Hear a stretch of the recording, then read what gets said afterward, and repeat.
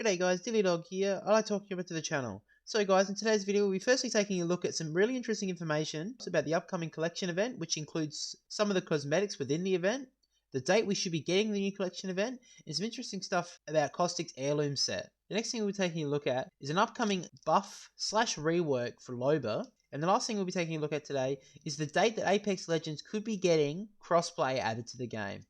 So guys, before we get into that, I'd like to remind you guys to quickly click the subscribe button with the notification bell turned on so you guys are notified on the channel's upcoming videos. But anyway guys, let's get into this video.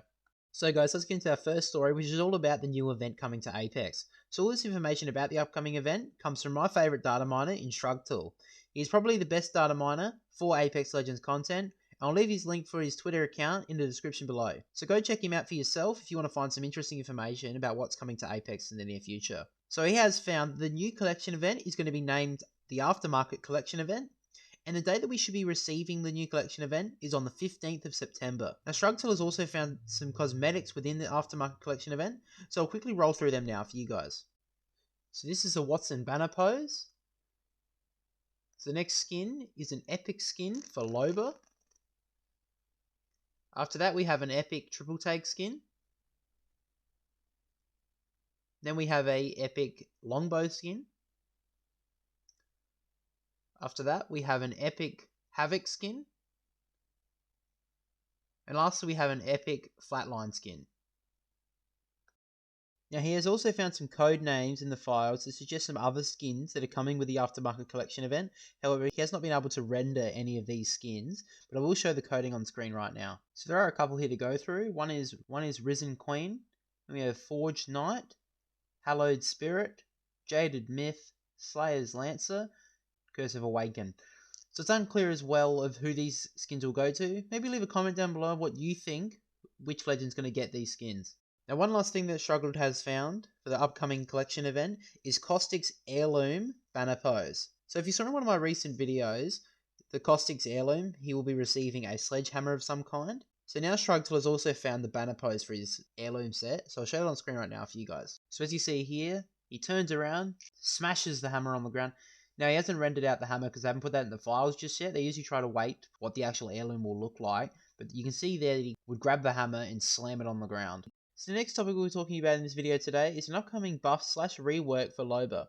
So when Loba first arrived in Apex Legends, there was a lot of hype around her, but sadly, she didn't really live up to expectations. However, after a recent Reddit post by TJ Knightley suggesting a quality of life change for Loba, which by the way I actually thought was quite interesting, and I'll show on screen right now for you guys, one of the gaming developers of Respawn, Daniel Zenon Klein, responded to the post by saying, "I'm very cautious to touch her tactical, even though I understand we'll likely need to do it eventually, because I remember what it was like earlier during testing, when it was faster, less well telegraphed," Klein wrote. For the next patch, I'm trying to tackle the problem that usually, by the time you get your first use of her ultimate, your team has already looted their first POI, or point of interest. It doesn't really need her ult anymore. So this may lead to a faster cooldown to her ultimate, but I do believe they should take a closer look at this Reddit post for some inspiration for a buff to Loba. I think something like her being able to toggle on and off what type of loot you're looking for is actually quite clutch in a fight, looking for something like a medkit over syringes. If you toggle to a rare loot type instead of looking just for purple and gold items. And I think this Reddit post suggestion of her being able to recall her bracelet is a must to make her better. I think those plus other changes are needed to make Loba a useful legend, and something more to be changed other than just a simple cooldown to her ultimate. So our last topic in today's video will probably be the biggest news to come to Apex Legends since launch, and that is the introduction to Crossplay, which actually could be coming sooner than you think, with a reliable source suggesting that we could be getting crossplay as early as a few weeks away. So on screen right now, I'll show a tweet that suggests that crossplay could be coming to Apex Legends with the Aftermarket collection events. So Bias12, another great data miner, suggested that because Staycation, again an Apex YouTuber, tweeted out that crossplay will be coming next month, that he thought that Staycation may have just spilled the beans on when crossplay is coming. But then in a recent tweet by Bias12, where he was talking about Apex Legends' new update for the Aftermarket collection event, could be more than just a simple collection event update. But the fact that he thinks, and information in the file suggests, that we could be getting crossplay added to the game on the 15th of September.